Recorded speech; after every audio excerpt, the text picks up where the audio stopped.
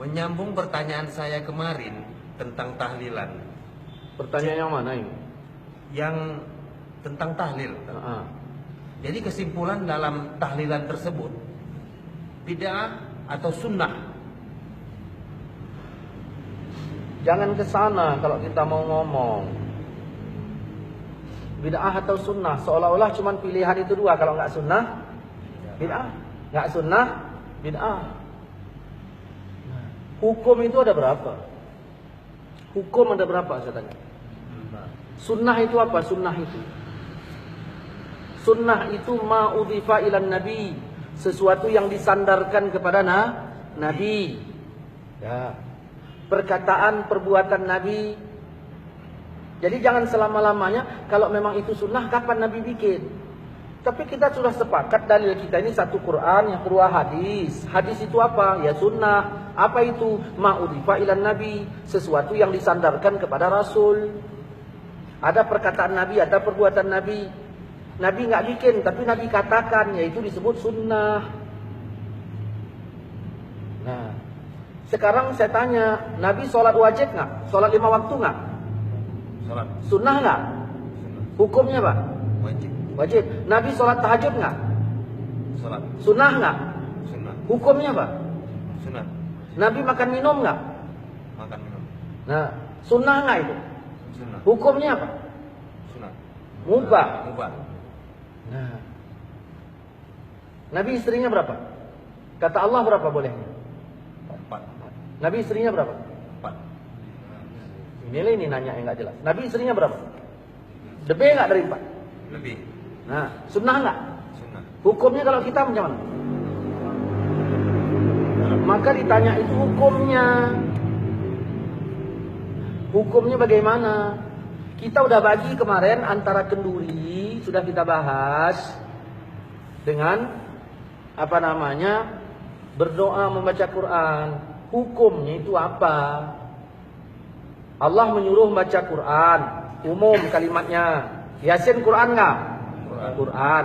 Ketika Allah menyuruh kita membaca Quran, berarti kan sudah disuruh kita baca Quran. Waktunya ada nggak dari Allah dan tempatnya? Udah kita bahas itu. Jadi jangan berulang-ulang.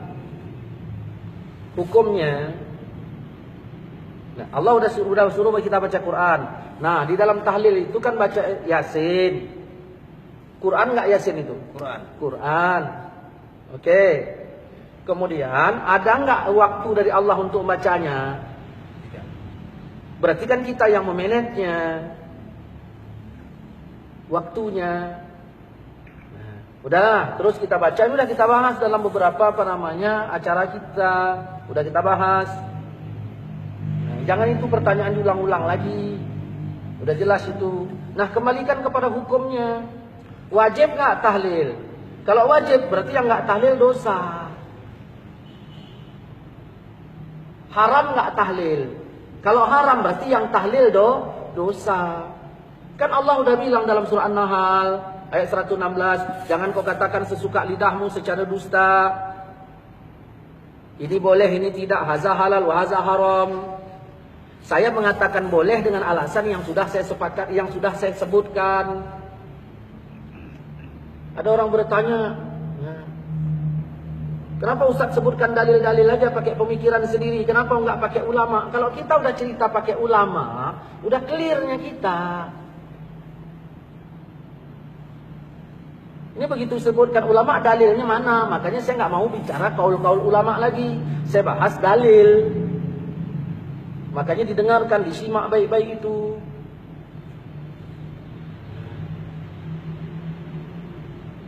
Jadi kita baca baca Pak Yasin. Yang nyuruh baca Yasin siapa? Nyuruh baca Al-Quran. Yang nyuruh baca Quran itu ya adalah Allah. Nabi juga nyuruh kita baca. Begitu disebut kalau misalnya Nabi nyuruh baca, kalau Allah nyuruh baca, berarti ya bebas kita bacanya. Diperkirakanlah itu tempat baik untuk dibaca atau tidak. Jadi hukum itu dikemanakan? Ada 5, wajib, sunat, mubah, makruh, haram. Kalau tidak wajib, apakah berarti udah haram? Jangan dulu haram yang kemari. Wajib dulu, baru sunat, baru mubah, baru makruh, baru haram. Nah, tahlil itu kita tanya mau kemana, kita bawa hukumnya. Kemana? Jangan tanya sunnah atau bid'ah. Berarti kalau nggak sunnah berarti bid'ah. Tidak begitu. Allah pun bilang, "Wa man lam yahkum bima anzalallah." Siapa yang tidak menghukumkan seperti hukum Allah, berarti hukum. Karena kalau ditanya sunnah itu ada takluk beberapa hukum. Banyak yang sunnah ini hukumnya nggak jatuh wajib semua. Begitu. Ketika Allah menyuruh, tidaklah langsung jadi wajib. Ada kalanya Allah menyuruh itu langsung kepada sunat. Seperti wa minal laili, di sebagian malam, fatahajjat, hendaklah kalian tahajud. Tahajud, perintah itu kan? Perintah, hukumnya apa? Apa wajib? Begitu. Saya maaf ya, bahasa kasarnya nih. Jangan bikin pertanyaan tolol kayak gitu.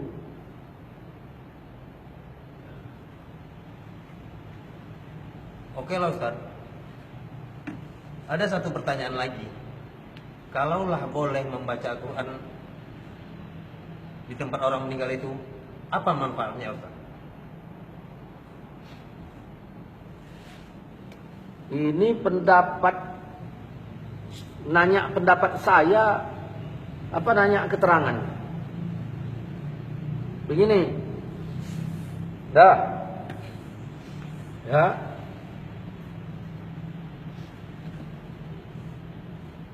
Namamu siapa? Adi. Adi. Dah. Orang tua Adi meninggal. Oke. Dah meninggal kan? Ya. Sekarang si Adi yang tinggal di rumah itu sebagai anak almarhum. Pikirannya macam mana? Kacau apa tidak? Kacau. Kecuali anak durhaka baru senang. Oke. Begitu kacau, kira-kira iman Adi naik apa turun? Turun. Apa yang disuruh agama terhadap saya sebagai jirannya si Adi? Mendoakan. Menghiburnya, menghibur si Adi. Tujuannya untuk apa? Tujuan hibur itu. Ya, tujuannya hibur-hibur gitu aja, pakai keyboard gitu. Iman tadi naik apa turun? Turun. Tujuannya itu dihibur untuk apa? Supaya terhibur dan sekali apa imannya naik. Ya, tujuannya itu supaya imannya naik. Apa kata Allah dalam Quran? Quran sebagian dalil apa enggak? Dalil. Wa iza tuliyat alaihim ayatuhu zadathum imana. Kalau dibacakan Quran imannya nambah. Kau beriman enggak? Beriman kan? Begitu dibacakan Quran imanmu Nambah. Kalau enggak nambah berarti enggak beriman. Dah. Itu manfaat untuk keluarga yang ditinggalkan. Nah, timbul pertanyaan, boleh enggak baca Quran di tempat orang meninggal? Itu pertanyaannya. Nah, jangan kau katakan sesuka lidahmu secara dusta, ini boleh, ini enggak. Ada orang bilang enggak boleh, ya tanyalah alasannya apa. Saya bilang boleh, alasan saya apa? Kan Nabi udah bilang, iza hadartum, kalau kamu hadir ke tempat orang sakit atau mayit, ke tempat orang meninggal, ucapkan perkataan yang baik. Siapa yang bilang tuh? Hadirlah saya ke tempat si Adi. Orang tua Adi meninggal. Rasul nyuruh apa? Ucapkan perkataan yang baik. Datanglah saya. Assalamualaikum di. Waalaikumsalam. Kenapa ya orang tua kita ini meninggal segala macam? Baik enggak? Ngomong saya itu baik enggak? Baik. Kata Nabi, sebaik-baik perkataan adalah Quran. Berarti membaca Quran macam mana? Lebih Lebih baik. Jelas kan? Berarti membaca Quran lebih baik. Tapi ini nggak lakukan. Sekarang menyelisih apa enggak? Kalau saya baca Quran di situ, yang saya selisihi ayatkah mana ayatnya? Nabi kah mana hadisnya yang saya selisihi? Baru dikatakan berselisih apabila ada nabi bilang jangan, lalu saya baca. Di situ berselisih namanya. Tapi bacanya rame-rame. Apa? Berarti babnya bab rame-rame bacanya, baca berjamaah masalahnya. Nanti kita bahas tentang masalah baca berame-rame. Jangan diaduk-aduk masalahnya. Berarti katakanlah, Ustaz, saya setuju tahlilan, tapi yang penting bacanya satu orang. Kan enak. Ini enggak, memang tahlilan bid'ah, pernah dibikin siapa? Ini. Datanglah saya tadi. Saya bacalah Al-Quran. Kenapa? Karena sebaik-baik perkataan adalah Al-Quran. Saya baca di situ. 2. Yang ketiga, kalaulah saya ngomong-ngomong yang baik bersama si Adi. Nah, tadi tak masalah kan? Ya. Tiba-tiba ada orang lain datang. Ustaz, kirim salam lah sama si Adi. Nah, lalu saya bilang, Assalamualaikum Di. Waalaikumsalam. Pak Tanjung kirim salam sama kau. Oh, ya udah, tanyanya macam mana kabarmu? Nah, kata-kata macam mana kabarmu itu bahasa saya apa bahasa Pak Tanjung? Bahasa Pak Tanjung, karena dia suruh nanya. Boleh nggak saya bawa bahasa Pak Tanjung ke rumahmu? Boleh. Kalau bahasa Pak Tanjung boleh saya bawa, kenapa bahasa Allah kau larang?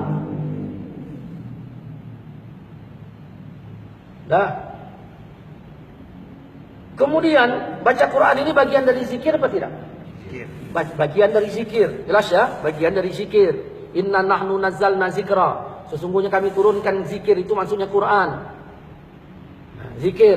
Kata Nabi dalam riwayat Imam Muslim, perumpamaan orang yang zikir dengan yang enggak zikir itu kayak yang hidup dengan yang mati. Bayangkan yang melayat kita ada 20 orang. Yang baca Quran 5. Yang 15 enggak. Yang baca Quran digolong zikir apa enggak? Yang enggak baca Quran digolong enggak zikir kan? Berarti sama dengan mati kan? Ini yang heran kita ketika kita datang ke tempat orang meninggal, cerita entah apa-apa, masalah pemilu begini begitu, nggak ada yang nyalahkan. Begitu ditarik ayat, langsung ada yang nyalahkan. Ini paham seperti apa ini? Kalaupun dia bilang apa namanya, ya kami nggak baca itu urusannya. Kau nggak baca, yaudah aku pun nggak salahkan kau yang nggak baca. Tetapi kami yang dibaca jangan dituding. Ini begitu kita angkat ke YouTube, ya, ke YouTube, ke Facebook, kayaknya kepanasan. Ada apa ini rupanya? Kita menjelaskan, makanya yang kita jelaskan ini kan kepada teman. Saya Facebook ini punya teman, saya compare, artinya untuk teman saya. Kalau memang pemahamannya beda, ya jangan jadi teman saya. Saya ingin mengingatkan teman-teman, beginilah cara menjawabnya. Nggak ada saya singgah di teman-teman Facebook Wahabi itu sebegini-begini, enggak. Yang kepanasan macam-macam. Masya Allah. Ya. Udah. Ini baru 3. Ya. Kemudian dia berbicara manfaat kan? Ya. Berbicara manfaat. Baiklah, Ustaz. Jadi tunggu dulu, belum selesai. Jangan main baik-baik. Ada orang nelpon saya, Assalamualaikum Ustaz, Waalaikumsalam. Ya, nah, si Polan meninggal. Siapa? Ayah si Adi. Saya bilang apa? Innalillahi. Innalillah itu apa? Kembalikan ke Quran. Innalillah itu Quran.